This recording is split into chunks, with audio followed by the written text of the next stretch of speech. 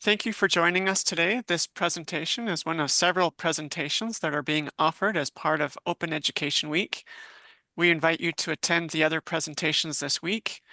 You can see the link to our library news blog with links to the other presentations in the chat, and I'll put that in there in a minute. This presentation is being recorded and will be posted to the ISU Library's YouTube channel for future viewing. Following the presentation, we will have a question and answer period where you can unmute yourself and ask a question, or if you'd like to post a question in the chat, I can read your questions during the question and answer portion of the presentation. Our presenter can respond to those questions at that time.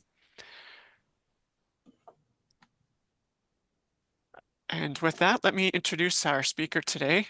Dr. Sheridan has a wide variety of interests within the fields of biochemistry, microbiology, and bioinformatics.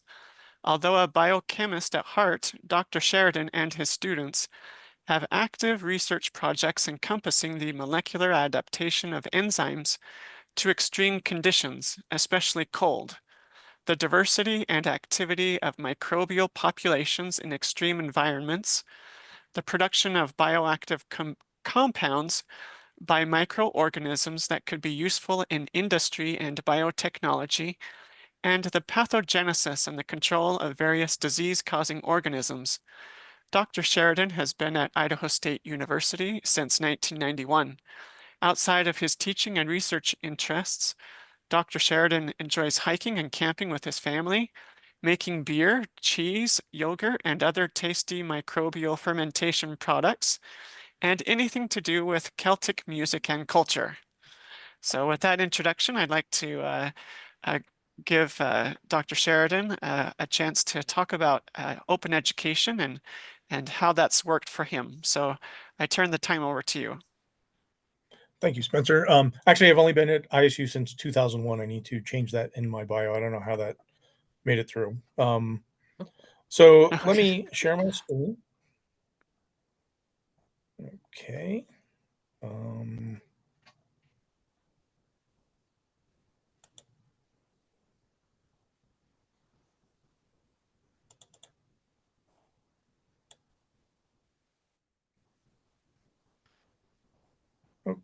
Okay. Hopefully, everyone can see this. All right. Again, like Spencer said, I'm Pete Sheridan. Microbiology, chemistry. We see that.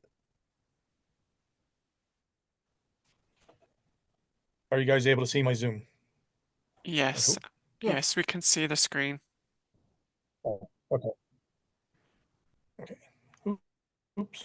Oh, sorry, I just messed that up. I want to go back to my. I think I unshared by mistake when I was trying to. Okay. There we are. Okay.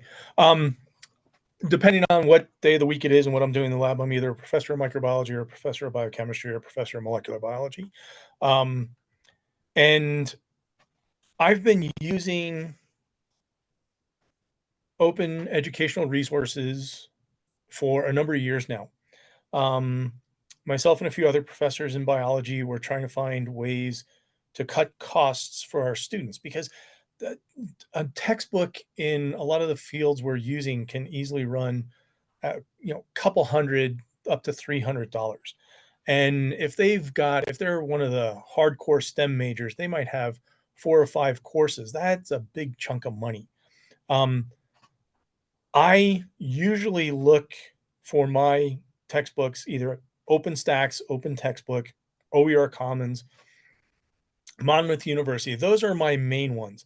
The problem that I have run into is for courses like biochemistry or molecular biology.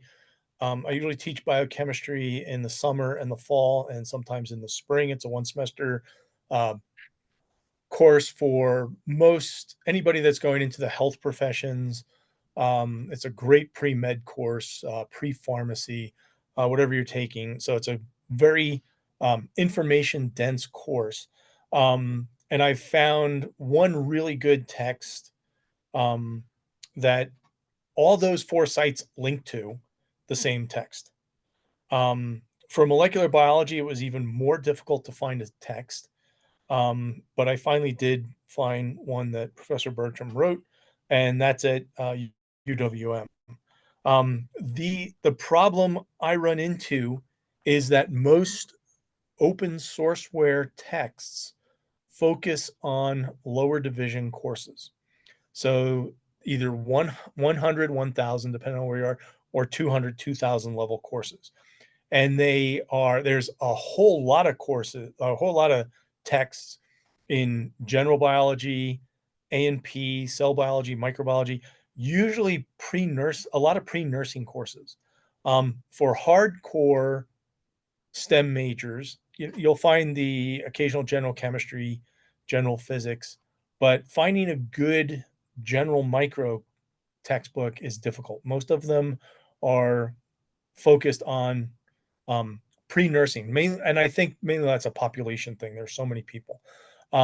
If you're looking for upper division texts, they are few and far between.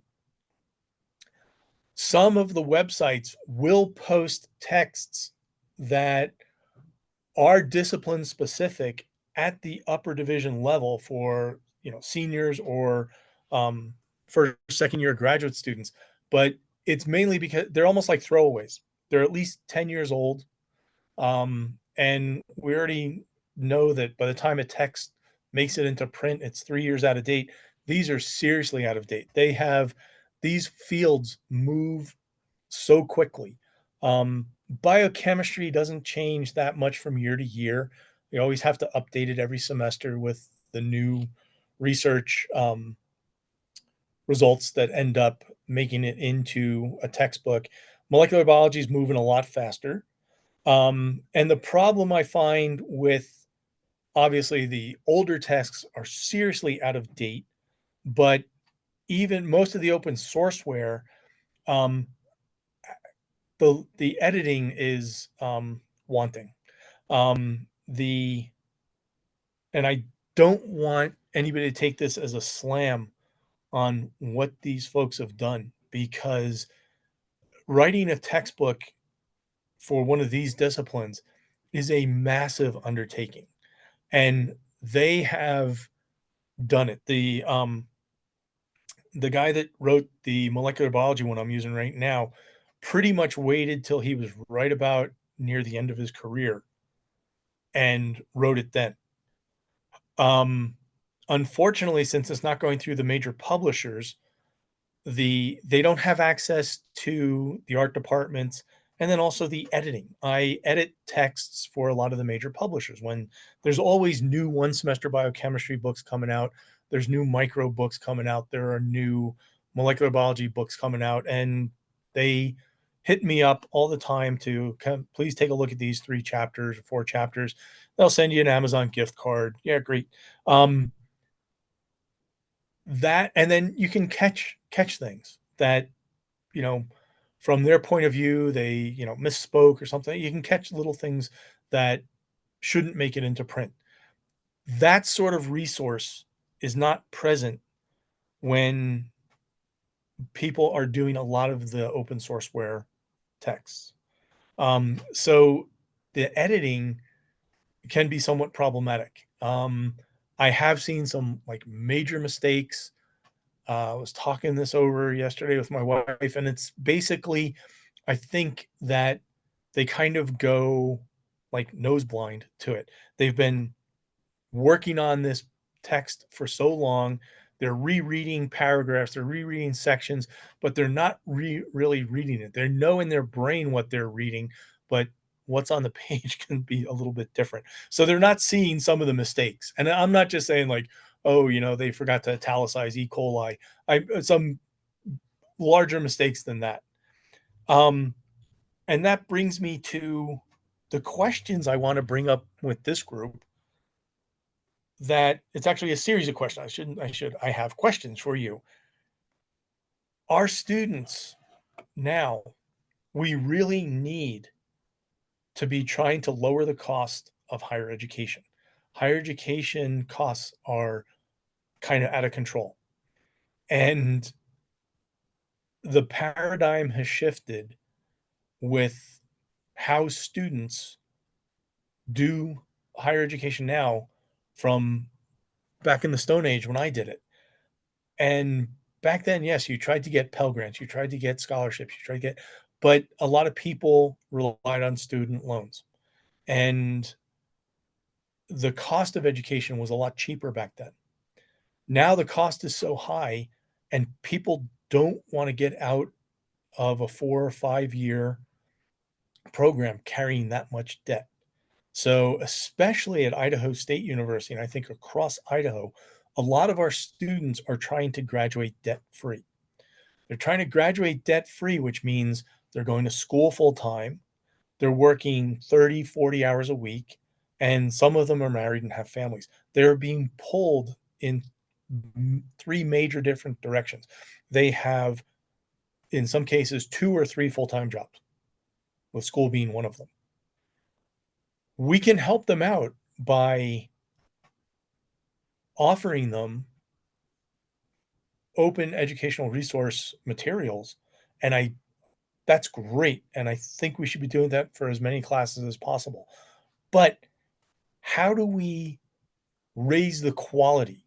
And I think ISU needs to be part of that solution.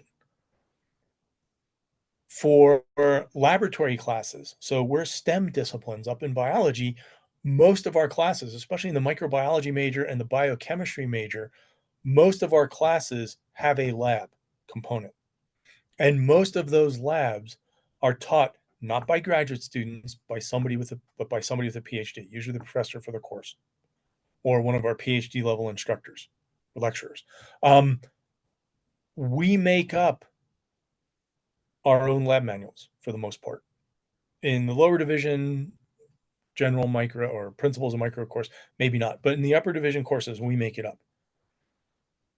It's easy to grab a text from Macmillan or whoever, but those texts come with a really high price. Even if you get their online option or rent it for a semester option, that's still a significant financial burden.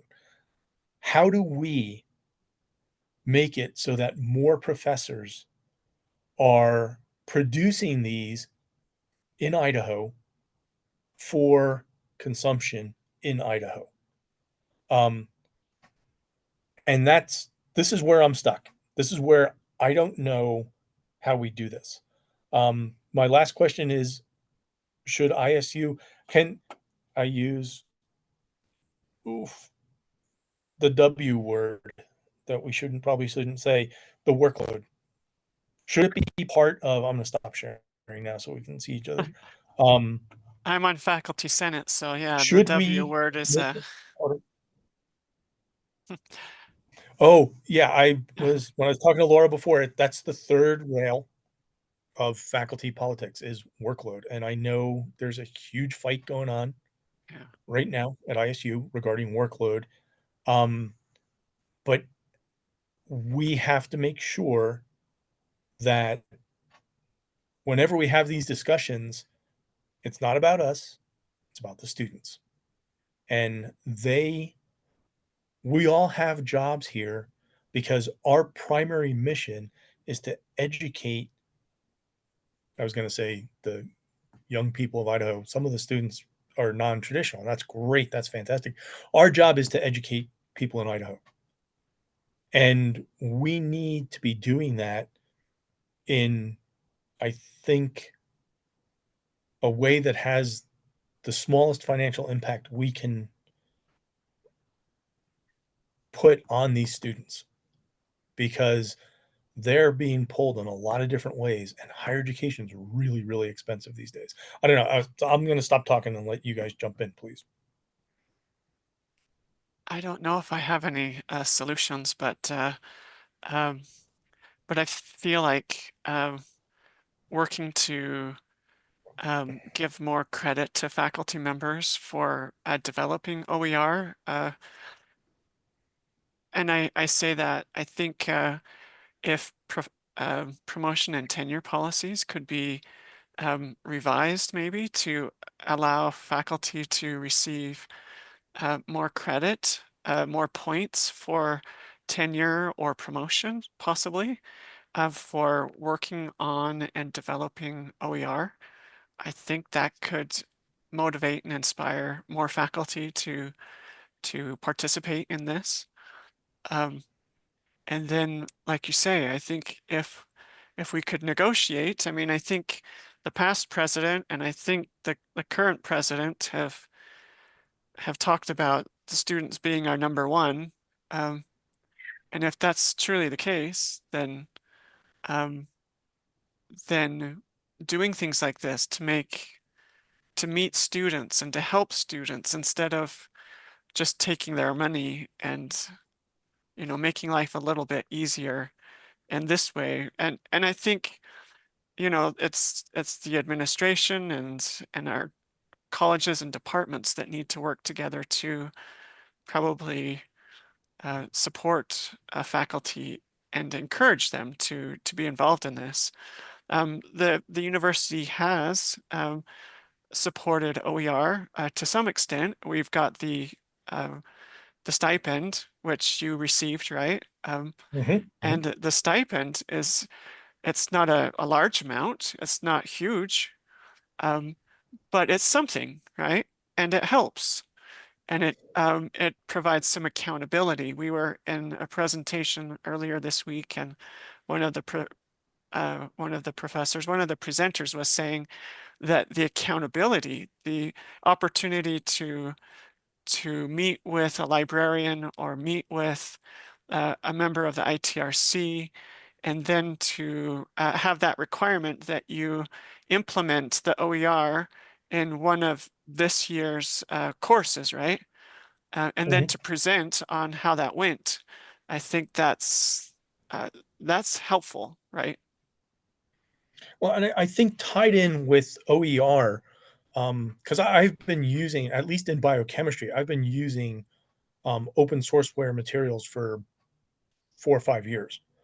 Um, and I'm not teaching the lower division micro class now, the principles of micro, but when I was teaching it, I taught it one semester, another lecturer taught another semester, and we used the same text. We had, different ways of using that text, but he's the one, Dr. Jack Shirley, who was like, "Hey, I use this great thing, OpenStax. Take a look at it." And I'm like, "Whoa, it cost him nothing? Great." So I use that. He started it, I used it. Um, I think tied in, you said ITRC. Our ITRC department here is absolutely fantastic. In a lot of my class, well, I was talking to Laura before. Um, for biochemistry, I always distance deliver. So I deliver it throughout the state: Meridian, Idaho Falls, Twin Falls, and then live in Pocatello. Um, but I always have, so that I don't have to do anything. ITRC handles all that. And they record the lectures, they give me a Zoom option. They record the lectures, they automatically go to the Moodle or whoever we're going to be using next website. It's always posted. Students can come back and rewatch lectures. It's a great learning thing for them. Um, Tied in with OER and ITRC, that's fantastic. For classes that are only in Pocatello, I always have a Zoom option because, again, we're putting students front and center because they're a lot of our students are, again, I said, are working full time.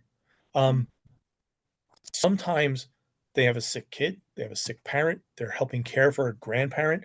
They can't make it to class. A lot of our students commute pretty far every single day.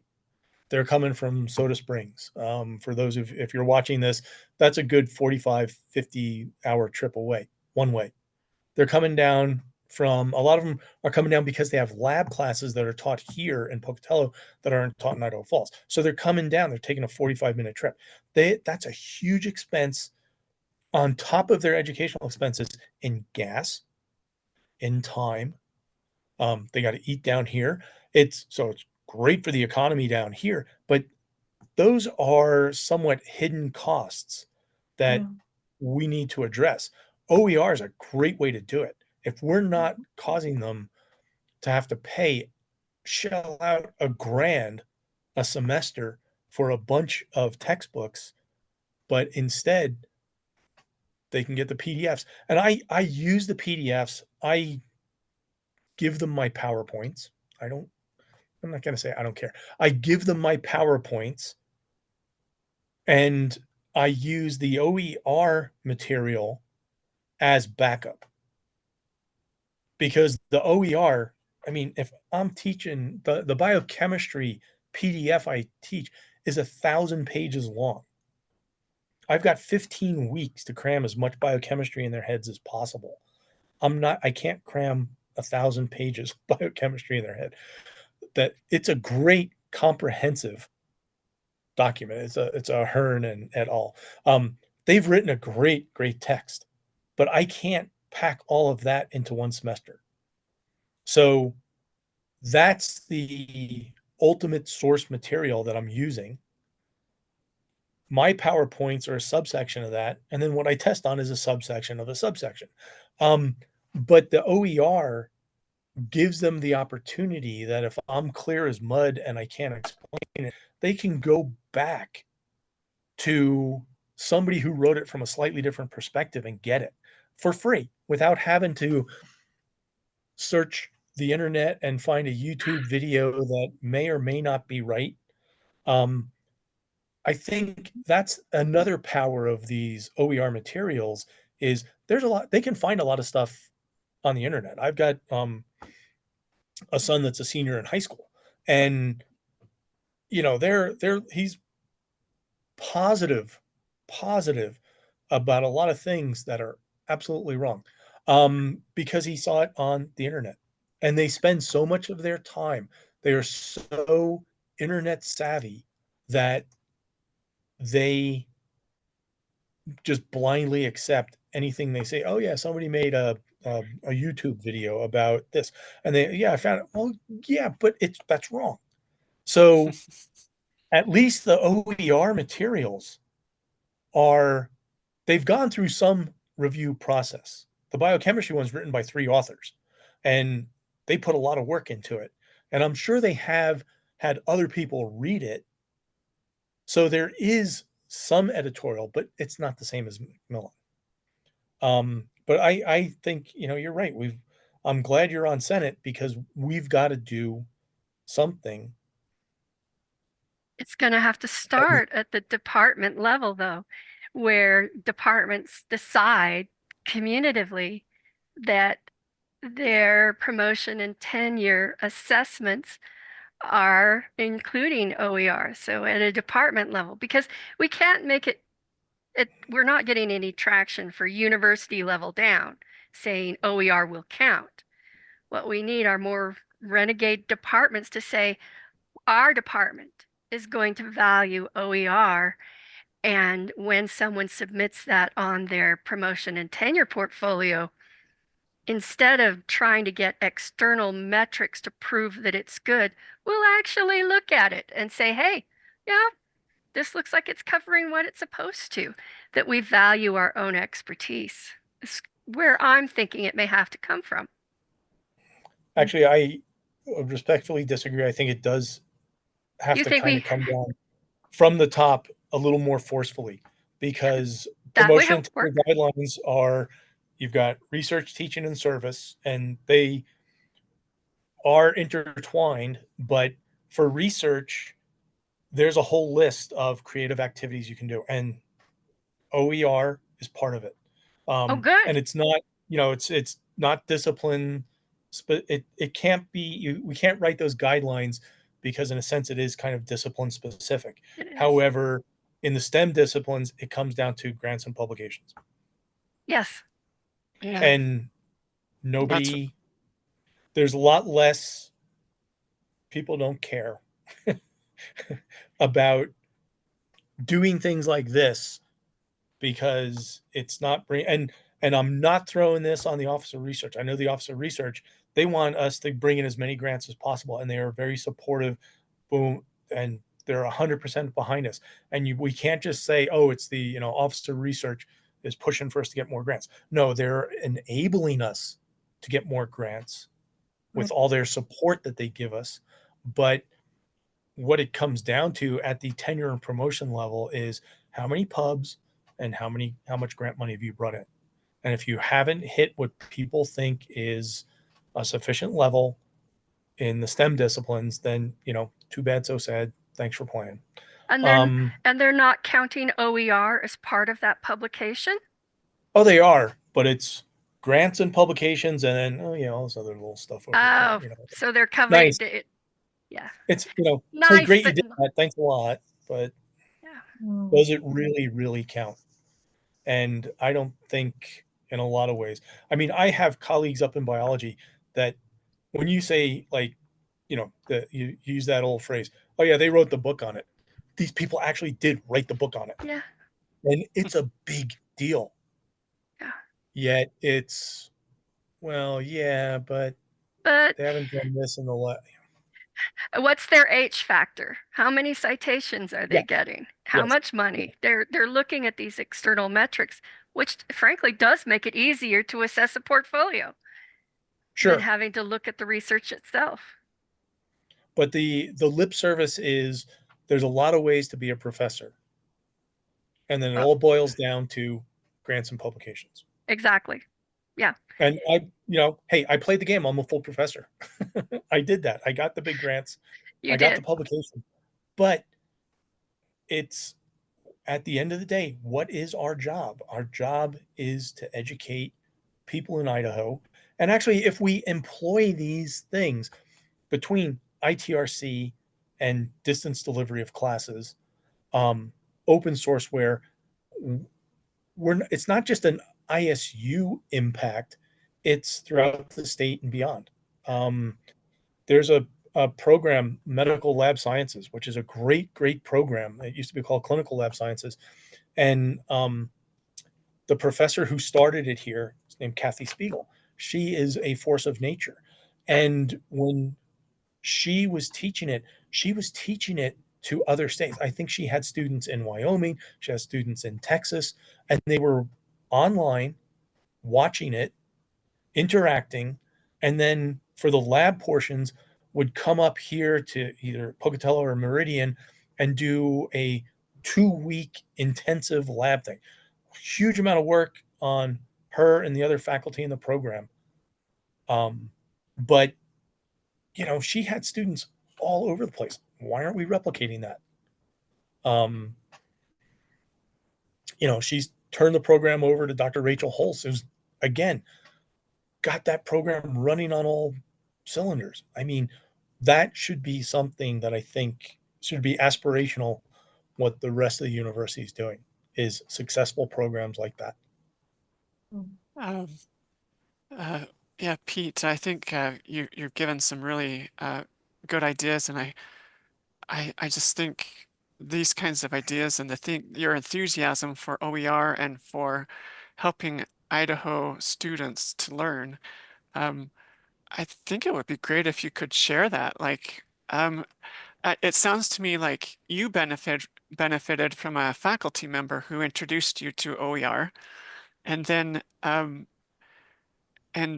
I hope that maybe you have shared that with other colleagues of yours, some of those OpenStax textbooks and such. If you'd like, I think it would be wonderful if you wanted to come to Faculty Senate during the open forum and just even advocate there for OER and for students, just like you're doing now, right? So Mhm. that's if you're interested, that's always a possibility. But Okay. Yeah, I think yeah, I anything we can do to benefit our students is great. And it's not just it helps the students know that we are trying to get them out of here with as little financial debt as possible. But it's also, for a selfish reason for the people of Idaho, Right. it's making sure we have a very highly educated populace. Yes. And the more people we can get through these, especially STEM disciplines, that's where a lot of the high paying jobs are. And it allows, Idaho's a great place to live. And having that educated workforce Mhm, enables companies to relocate here and mhm. not have to bring a whole bunch of other people because they've got a population, they've got a pool of applicants that they can draw on. And I think, we're educating our best and brightest and they're going elsewhere. And I think if we could make make it so that we could keep them closer to home, um, it's a win for everybody. It's a win for the tax base. It's a win for, so the State Board of Education's able to point at that and say, look, you're educating these people, and now we're able to draw in these high tech businesses and other things so that, we have more money to do all the other things we need to do. Provide more scholarships, hire more teachers at the K through 12 level, do all these things. Um, I think that's, we have to keep looking big picture, not just our students, but our students and beyond. No, I agree with all of what you say. Um, and maybe it would be helpful for us also to um, like communicate our interest in OER and the students with the provost and with the president too, and with legislators possibly even, and share some of these things. And if you're okay with it, I could probably even share the link with President Wagner in an email because I think I've heard that he reads a lot of his emails and things. But Oh, great. Great. so if you'd like, I could share the link with him, Sure. and Sure. we could. I don't know if he'll have a chance to look at it. He's a busy person, but I think it would be great to advocate for OER. I think sometimes um, my impression is that OER was a big push at the state level like 3 or 4 or 5 years ago, and since the development of artificial intelligence, a lot of people have kind of gone onto that bandwagon now, right? And and forgotten about OER possibly. I think there is still a group of OER individuals, and if you wanted to participate on the OER committee, I think we would be happy to have you. And Oh, if great. you wanted to participate with OER initiatives across the state, there are OER groups that meet. I think, Laura, have you been meeting with the group on Yeah, Mondays? Yeah. and Spencer, I don't want to correct you. Oh, I will say that yeah. at other universities, OER is moving forward and a very big thing. It just feels left behind here. Yeah, and And I and it, appreciate that. No, I'm yeah, glad that you say that because and I was that gonna say, it's my perception, yeah, but I see jobs for OER specific librarians across the country because the push for OER is massive. Um, So, Laura, I think that is a huge need at ISU because my materials, I can't tell you how long it took me to find a good upper division molecular biology open source text. yeah, I yeah. spent a lot of time finding that, trying to find that, and I finally hit on one that was up to date and Mhm. free. There are, Um, yeah, there are other universities that have an OER unit. So separate from the ITRC and separate from the library that's combined, that has a librarian and an ITRC type component that just helps. Like we have press books now, but it's like press books, librarian, and ITRC in one, and that's all they do is help faculty produce OER and educate faculty on how to do OER. And that's a full-time unit job and for, most of yeah, those sources that I'm getting are archived at university yeah, libraries. yes. That's where those So, collections are stored. mhm. So we don't have that ability or staffing yet. So, like I said, we're grassroots and it's split between the library and the ITRC and a committee here at ISU. But that's what's happening at other universities. So how would you guys identify um, needs for OER at the university, and maybe identify people to reach out and say, hey, look, we've got a very talented group of faculty here at ISU. How what about you? How would you like to, produce this sort of material? This is a need we've identified. How would you do that for, you know, would you look at student enrollment, like huge classes? We know this is a huge cost on the students. I have publishers reaching out to me Mm, asking me to write a textbook, and I'm like, well, there's enough one semester biochemistry textbooks. I don't really need to do that. Um, but the textbooks I would write are so rarefied in their right. focus Do you want me to answer this? that Oh, sorry. oh, good. We don't have an outreach like a publisher would outreach to faculty. It's at this point on the onus of the faculty to reach to us. We do have subject guides on our website for the library, and the ITRC has a website that can be found by searching the ISU webpage. And then we do put out posts periodically to the Idaho State Today news that reach faculty about, the stipend and Mhm, textbook heroes and other things throughout the year about what OER is. And we have done some educational events through the library, but we just don't have the staffing to do an outreach. And here's how you do OER. mhm. I wish we did. Me too. Oh, Yes. Or well, to identify and reach out specifically. Mhm, um, mhm, a year or a year and a half ago, maybe it's been 2.5 years ago, but the Program for Instructional Effectiveness asked me to um, give a workshop on how to search for and find open educational resources. And I think that was recorded and posted on the PI website, which is Mm, Program for Instructional Effectiveness.